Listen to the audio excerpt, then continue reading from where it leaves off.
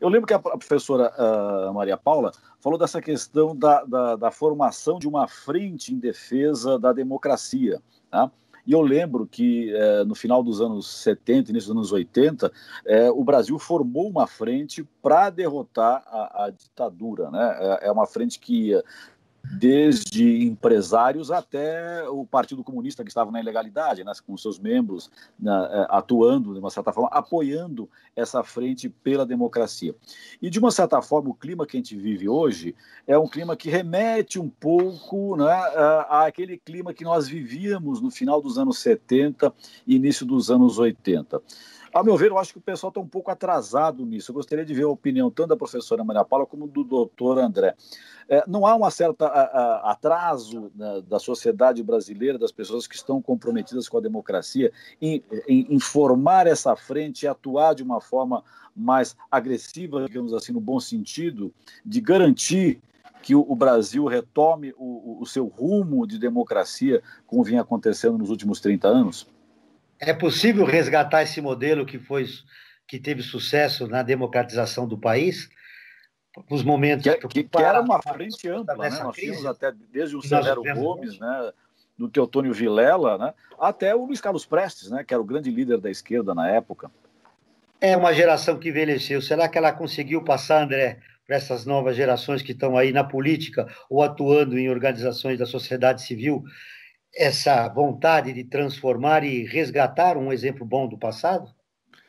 A gente depende também, infelizmente, no âmbito dos seus limites da democracia representativa, a democracia liberal que estamos, a gente depende muito, por vezes, da vontade das elites políticas, né? Daqueles que estão aí à frente dos partidos políticos, seja de situação ou de oposição.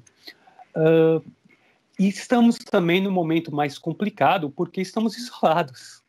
Você fez uma mobilização no final da ditadura com também comícios gigantescos na época dos Direta Já. Né? Eu era criança, eu lembro muito bem disso, em que colocou na pauta política, obrigou inclusive a veículos de comunicação que ainda apoiavam a ditadura a mudar de lado e a passar a defender a redemocratização do país.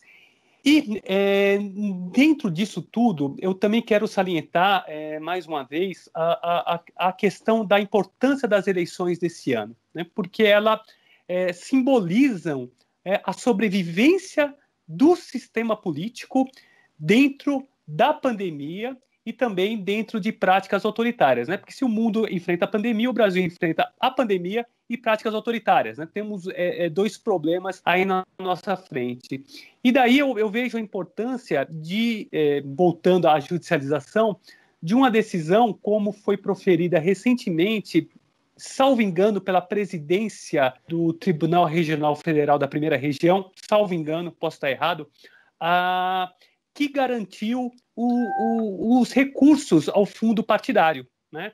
Por quê? Porque a primeira coisa, quando você pensa numa situação caótica pela qual vivemos, em que faltam leitos, né? Não tem nem ventilador, não tem o básico para oferecer saúde à população, é que a política ela gera muitos gastos e que a política, então, tem que ser restringida por meio de corte de gastos. É óbvio que tem desperdício, ninguém duvida disso, mas essa decisão é importante para lembrar que, olha, a política ela decorre também de direitos, né, os chamados direitos políticos. Ela é legitimada dentro do Estado de Direito pelos direitos políticos, e como qualquer direito, ela gera gastos, evidentemente. Então, calma, vamos com calma, não vamos achar que tudo é despesa para que a gente possa combater a Covid-19 e que outras coisas também são necessárias, inclusive o funcionamento do nosso sistema partidário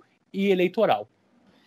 Muito bem, professora Adala, nós podemos resgatar aquele modelo da democratização com todo o campo progressista, lutando para a volta da democracia no país, que aconteceu nos anos 80? Sim, podemos. Primeiro, Eu queria dizer que foi bem lembrado pelo doutor André essa decisão, porque é muito importante isso, não cair na tentação de decisões demagógicas a propósito da pandemia. O custo do fundo eleitoral precisa ser mantido, porque a democracia é uma condição básica para a nossa convivência política. Sem ela, nós não vamos sair dessas dificuldades onde a gente está. Eu vivi o período de redemocratização pré-constituinte e, de fato, foi muito importante essa ideia da unidade ampla.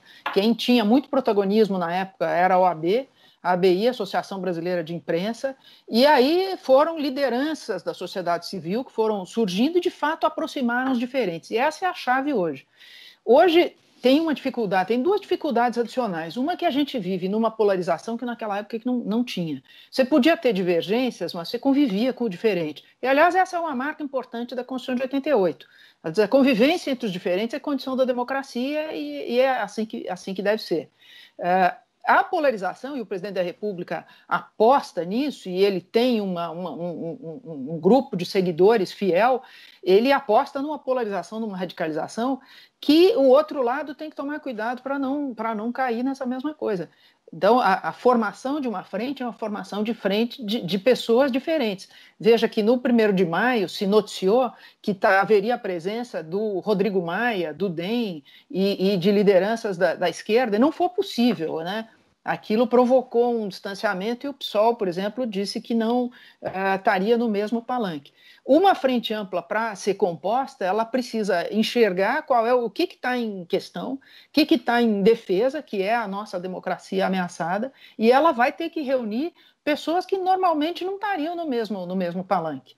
Ela vai ter que reunir exatamente pessoas que vão estar no palanque só por conta desse caso, porque é tão importante a defesa da democracia que eu vou, por um lado, pôr de lado as minhas diferenças, e seja o DEM, seja a esquerda, seja quem for, vai se juntar em torno dessa bandeira.